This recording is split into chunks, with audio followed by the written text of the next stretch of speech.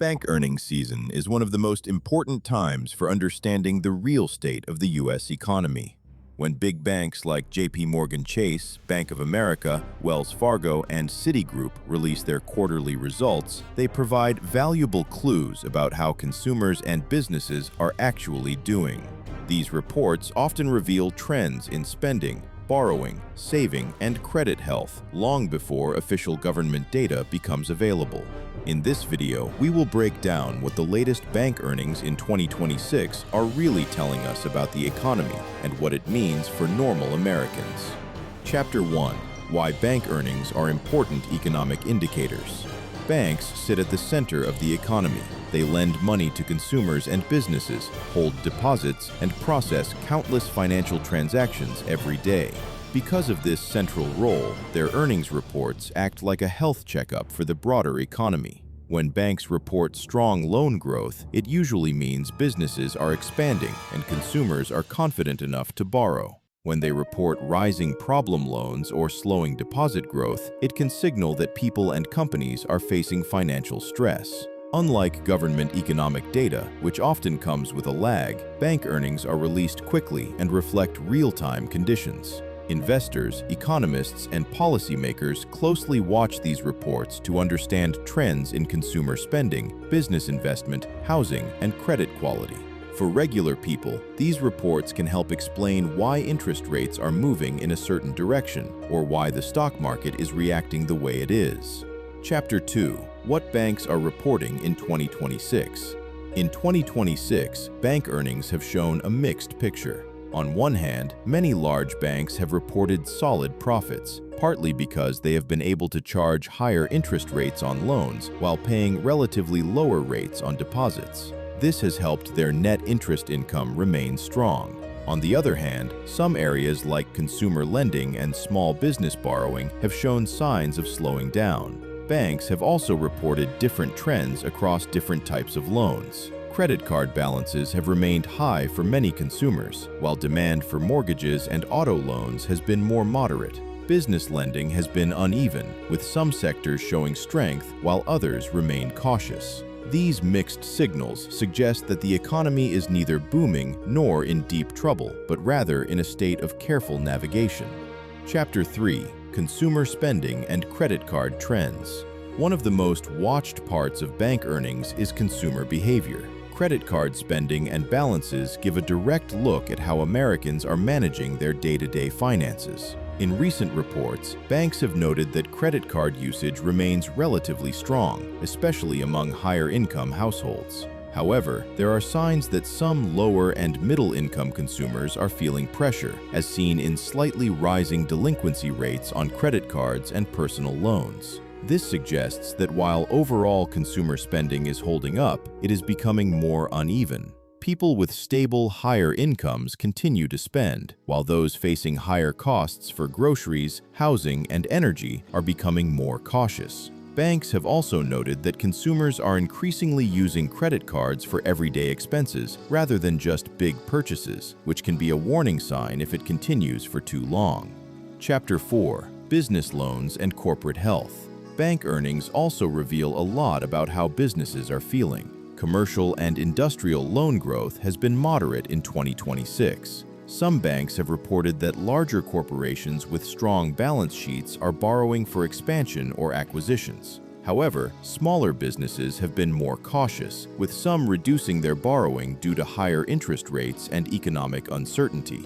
Banks have also reported that companies in certain sectors, such as commercial real estate, are facing more challenges. Office buildings in particular have struggled due to changes in work patterns after the pandemic. On the positive side, banks have seen steady demand from companies in technology, healthcare, and energy sectors. Overall, the business lending picture shows a two-speed economy where some industries are doing well while others are under pressure. Chapter 5. Credit quality and problem loans. One of the most important things banks watch is credit quality.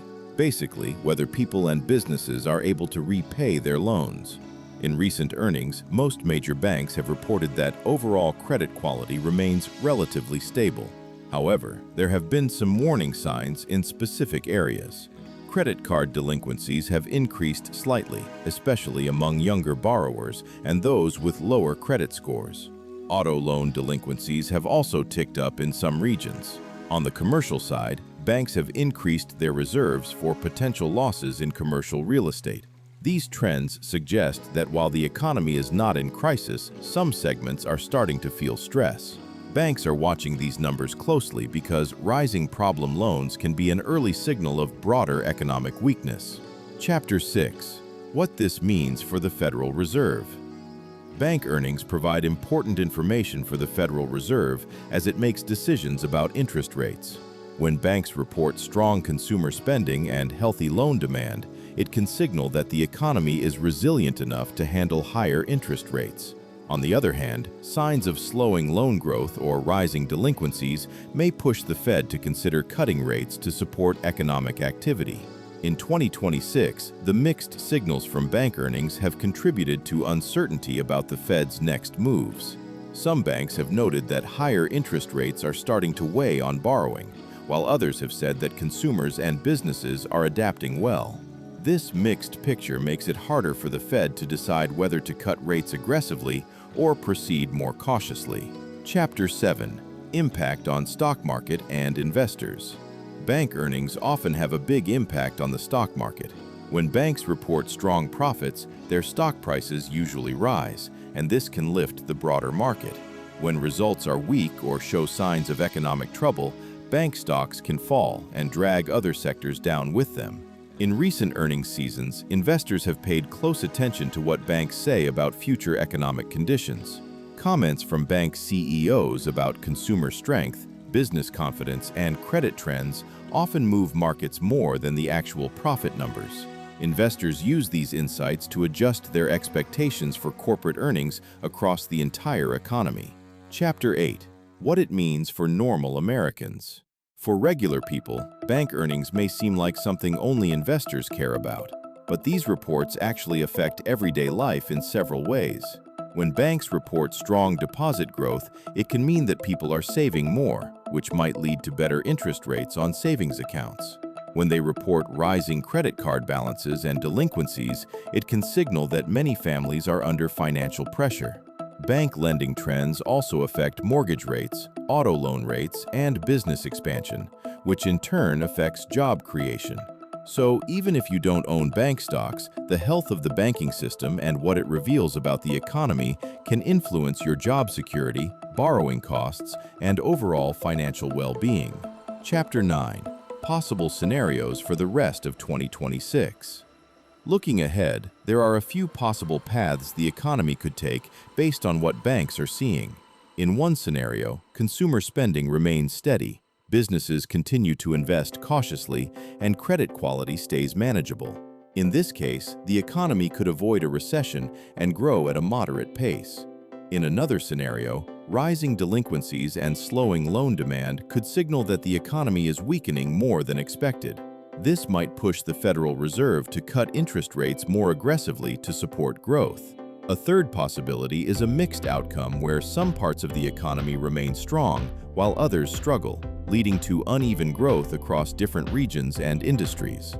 Bank earnings in 2026 have painted a mixed but informative picture of the U.S. economy.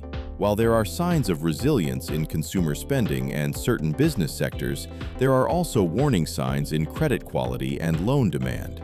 These reports give us a valuable window into what is really happening beneath the surface of economic headlines. For investors and regular Americans alike, paying attention to what banks are saying can help in making better financial decisions.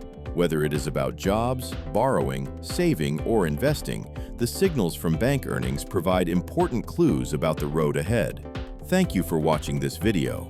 If you found it helpful, please like it and subscribe to the channel for more clear finance and economy explainers. In the comments, tell me what you think the bank results say about the current state of the economy. I read every comment. I'll see you in the next video. Take care.